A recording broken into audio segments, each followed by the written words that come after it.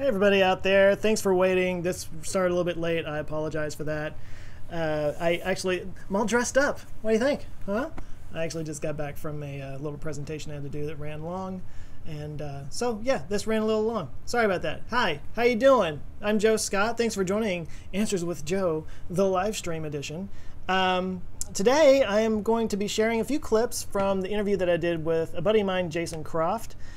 This is a podcast that actually went live last week. I need to stop shaking the camera. That sucks.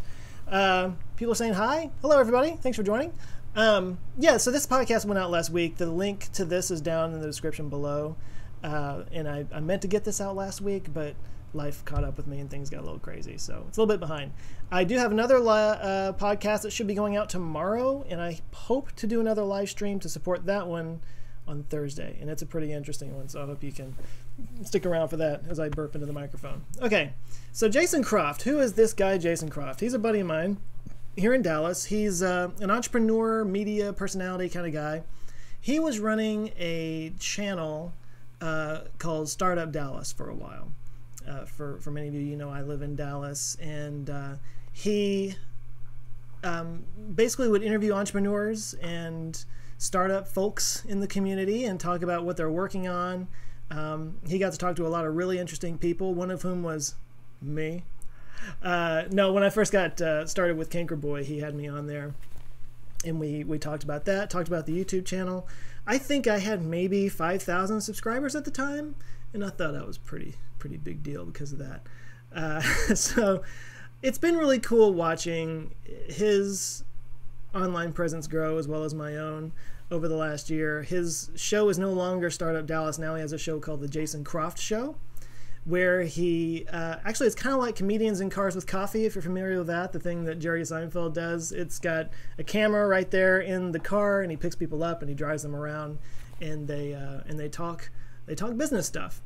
And so he actually had me on there recently. I don't think his has come out yet. Come on, Jason. What's up, man? Come on, man. I shot mine later, and I beat you.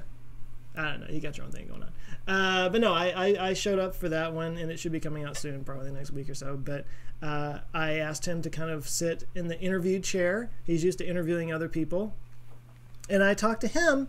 The reason I wanted to talk to him is because, you know, we've talked on this channel, I've talked on this channel about AI, singularity, technology, automation, the kinds of things that are going to really disrupt the labor market. And how, you know, there's that study that the BBC did that in the next, in the next 10 years or something like that, like 30% of jobs are going to go away. And these are just inevitabilities that we can't really do much about except just plan for. So I'm really big on making plans to be ready for that kind of thing. And I really think that having a diverse income stream from several different places and having something of your own, whether it's an entrepreneurial thing or a side hustle or anything like that, I mean, that's what's really worked for me. So I'm really advocating for that. That might be very self-centered because I'm talking about, hey, this worked for me, it must work for everybody.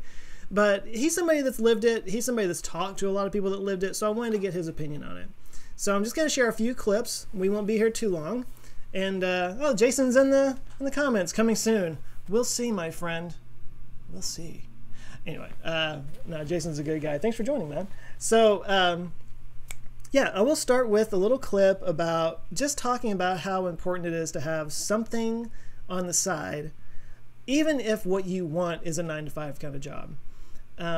You know, a lot of people, when you start talking entrepreneur stuff, like, you know what, I just want to work a job and then spend time with my family and have my life. I don't want, you know, my job to be my life. And that's totally respectable. I totally get that. But there are reasons that even if you're doing that and living that, to have something on the side is beneficial. And Jason talks about that here. Let's watch. The vast majority of people, they want a place to show up, work X amount of hours, go home, and make a living doing that. And now that can be argued, and that kind of leads us into more things, but that can be argued that that needs to exist for people, right? At some level, we as either as a society, as corporations, as government, need to ensure that. That's certainly a point of view out there. the other side of that is, well, for one thing, it's like, well, too bad. We don't have that, and you know what I mean? Because even at the largest corporation level, there's no guarantee in the world of that, and we're actually moving completely away from that, even at huge companies, because, and again, that's what my default goes to is you better prepare in some way, even if what you want is that 9-to-5 job. You want to show up, you want to do your job and then go home, which absolutely I totally understand. You better have something else going as well, no matter how much that paycheck is every week. Both for in case that that job goes away from a money standpoint, but also just in a positioning standpoint. What better way to go get the next job if you've done something on the side, you've built that up outside of your regular 9-to-5.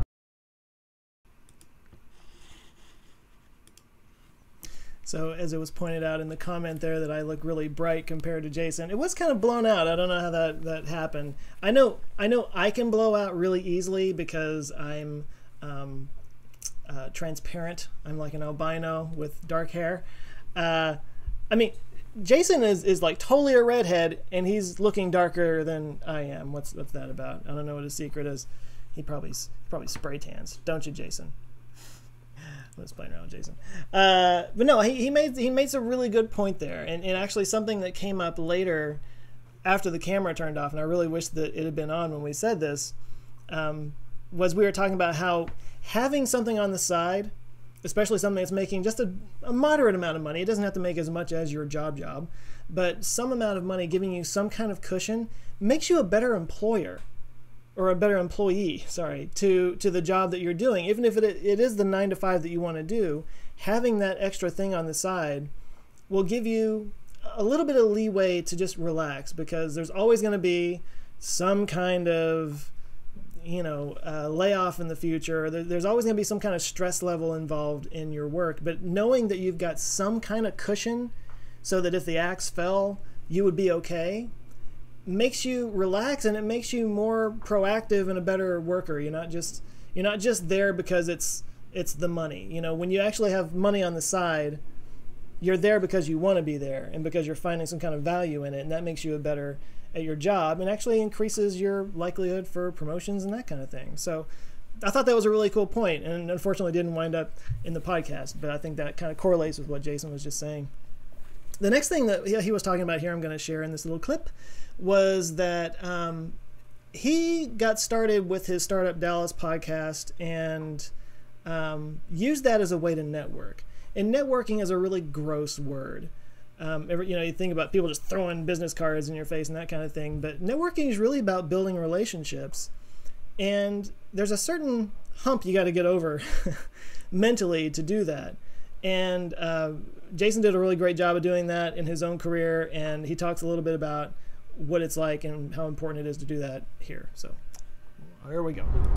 The vast wrong one. And then also during that, very early on, what I didn't expect to happen was that it just lit me up. I was like, this is it. I loved it so much. And so again, all kind of at the same time, it was that happening, this happening. I fell in love with this. I was like, I may not be any good at it, but I love it. I'm going to keep doing it. And again, I was very purposeful during all this time that I wanted to be the kind of person that went in and could network. And you'd walk in a room, talk to anybody, and I was the exact opposite of that for so long. I mean, I was just like, if I ever made myself go to one of these things, which I needed to, I went in the room and I was just like, hope somebody talks to me, And I'm going to stand over here and look interesting and mysterious. That's right. Maybe somebody will. Oh God, somebody's talking to me. That's my how I do it. And yeah, so I got really purposeful with it, along with just getting to a point where like, I don't care anymore. I don't care what somebody thinks in this room that I'm either never going to see again, and if I do, it's great because I did a good job. And all those things meshed together became an amazing superpower in order to build this amazing network. And again, it's not this, and I say that over and over, and I don't know if there's a better word for it, right? Because it's The network or superpower? The network. I mean, the superpower, that's a perfect word for it. But I shoot lightning bolts out of my hand. That's right. And because with this network of people, when you describe it that way, it seems like this thing, right? And you call and you want to make sales, or you want to find that next job. It sounds or something gross. Like that. Right. Yeah. But there's a difference between being kind of, you just, with a relationship, with a network of people, with being just like, oh man, I'm going to know this person because I can get something out of it. There's a difference between that, which is gross, and being purposeful. Mm-hmm. Purposeful with building a network, purposeful with meeting certain types of people, whether it's an interest level or a business or a company, and then still, as you go through that human level, if it's somebody you like, you're going to connect, and now there's friendships. And when I say network, I mean, I have an amazing amount of friendships, out of all this, just incredible, that I've met on the show and in the community and then beyond. And it's an amazing thing.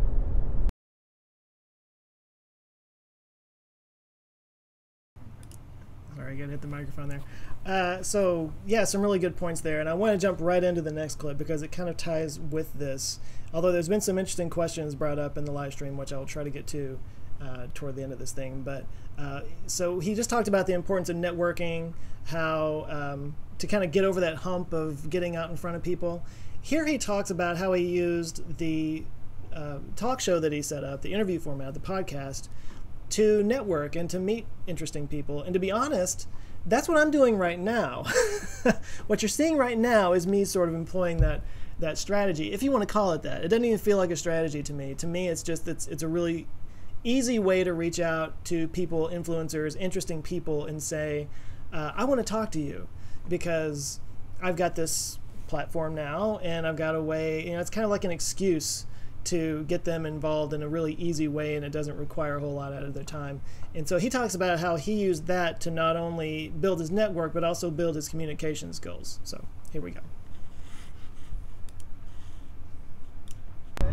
When I meet somebody, I think I'm pretty decent at the conversation. Mm-hmm. I got my wit and all that. Of course. But I always feel like, I guess it's imposter syndrome. I feel like I'm just putting something on for people. Sure. And, there's a lot of psychology behind it, but you gotta power through that, and like you said, just kind of get over yourself, right? And say, I'm just gonna do this, and I'm gonna talk to these people, and see where it goes. And it's not the answer people want as much either, but it's repetition. It is doing the reps, man. It is doing. And so what helped me, and that's another reason that I encourage people, start a show, have a podcast, have even a written blog where they interview people, because you do that over and over, and then you listen to yourself back, and you become a better conversationalist because you listen to yourself on your show, on your channel, and you're like, that's what I sound like? Oh my goodness. This is what I'll be doing later today when I'm listening. Right. You power through that, and you go, okay, I've got to stop. I got to do that better. I've got to do this better. I've got to stop saying this. And so you become a better conversationalist, but you also, at the core of it all, is showing up and being interested.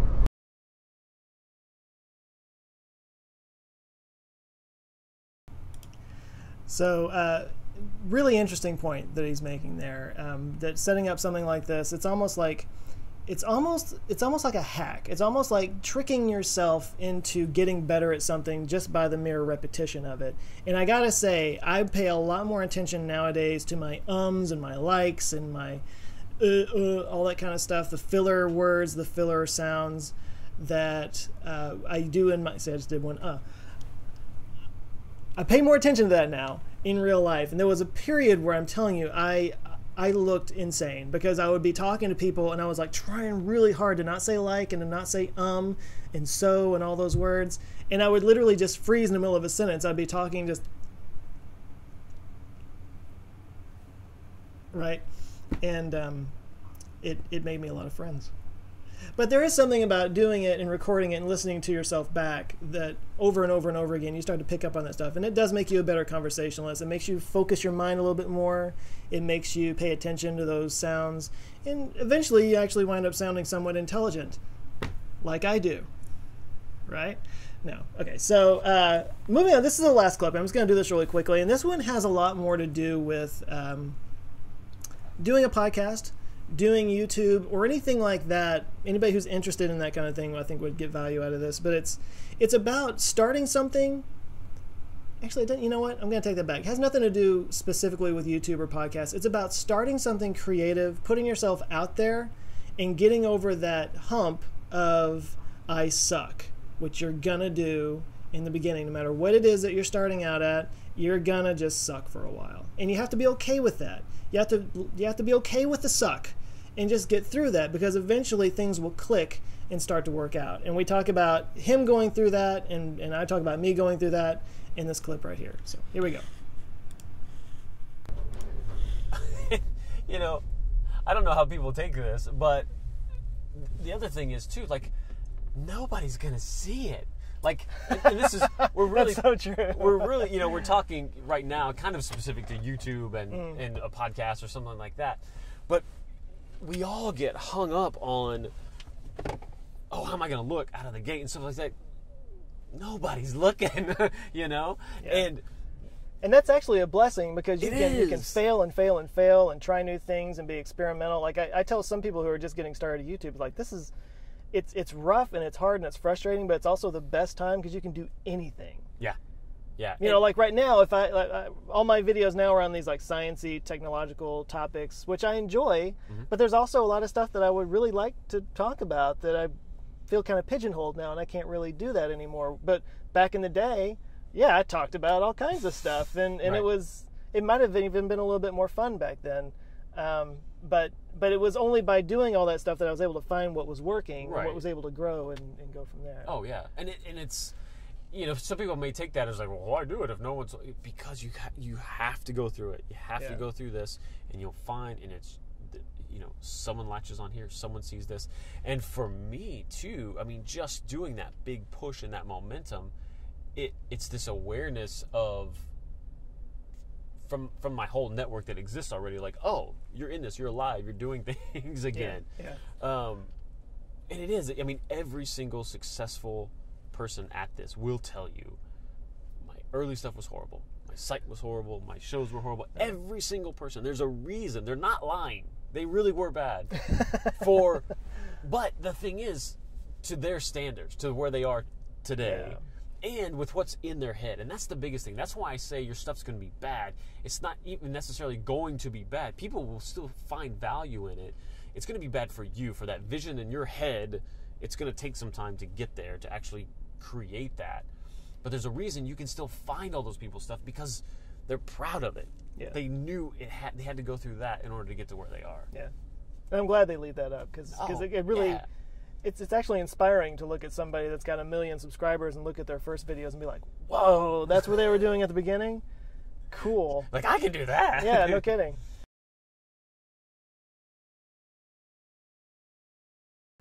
All right, so something that was brought up in a live chat just a second ago, I want to acknowledge it really quickly, was excuse me, just the point that the technology that we're creating needs to be harnessed in a better way to help everybody out. And I don't have a video clip of that to share with you right now, but we do discuss that a little bit in the podcast. So I do want to refer you down to that. Again, the link's down in the description. Jason talks about the upcoming AI and that kind of thing. I will tease a little bit. I actually just recorded yesterday a video with a guy that I'm friends with named Greg, who is an architect, amongst other things. He's like a maker, but his job is he works at an architecture firm. But he talks about a little bit about AI and how we're incorporating AI into human design and coming up with something that we couldn't have done alone. And those just kind of tie in together. Those are two different interviews that I did, but there are ways that we can take what's happening and embrace it instead of letting it trample you. And we do talk about that a little bit in the podcast, so you can listen to it there. Something else that was brought up in some of the comments, and again, I want to acknowledge this because it's a valuable, it's a good point, and I don't want to just skim over this. A couple of people in there were saying that we make it sound so easy. and that when you're working a 9-hour day, 6 hours or 6 days a week, I think those were the numbers that were used in the comment, it's almost impossible to do this. And I'm going to just come out and say, yeah, you're right. It is not easy at all. In my particular case, I was working a 9 to 5, and I will fully acknowledge that I was lucky enough to have a job where when I needed to get a little work done on a project during work hours, I could grab a laptop and go sit in a conference room and bang something out real quick. A lot of jobs do not offer you that opportunity. And I'm not going to sit here and try to act like anybody can do this and it's so easy or whatever. It's not easy. It's really hard. And even with the job that I had, I mean, it's common even today for me to be up till 2 in the morning. I was up till 2 in the morning last night. And that's not me whining. I'm just saying it's just, even with the privileges that I have, which I'm going to outright acknowledge, it's still difficult. So when you're coming from a place of even more difficulty, you have every right to be, for lack of a better word, a chip on your shoulder. That's not the term I'm looking for here, but you have every right to feel challenged by the whole thing, because it is challenging. It's very challenging. And the best advice that I can give, and I mean this from the heart, is find other people that are doing the kind of thing that you want to be doing or are trying to do the thing that you want to do. We talk about this a little bit in the podcast as well. In terms of, what Jason does, he does this talk show that I was talking about, but on top of that, he runs something called Big DOCC, which is the Dallas Open Coffee Club. So every Tuesday morning, too early for me to get there, he gets together with a group of people at a coffee house, and they talk shop. They talk entrepreneurship. They talk small business. They talk technology and all that kind of stuff. And there's an intangible value. There's an intangible value to being around other people that are doing things like that. And I'm not gonna sit here and say it's gonna change your life and that it's gonna get rid of all the challenges that you have. But being around other people that are doing that kind of thing, it just opens you up to new possibilities, opens you up to new ideas, and that would be the first place I would say to start, is just surround yourself with other people that have that energy and are doing those things.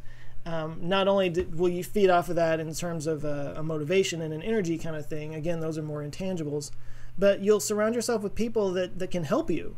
You might have a fantastic idea of something you want to do, but maybe you just don't have the time to do it because of your situation. And there's other people that can be like, hey, I can help you out with that.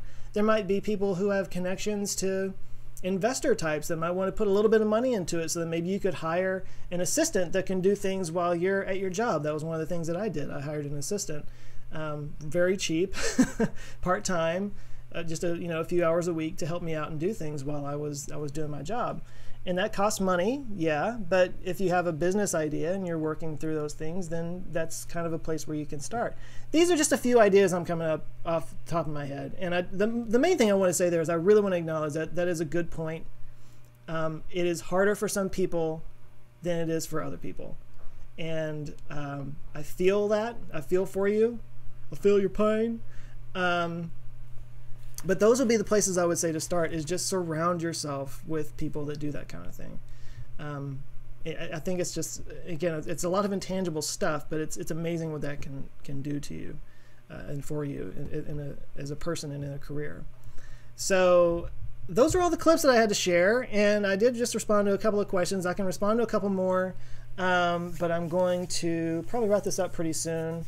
Again, I apologize that this started so late, guys, but I think I'm gonna try to keep this around 30 minutes or so. Harry Evett says, it sounds weird, but you have to be original to gain money. I don't know that I agree with that. I think,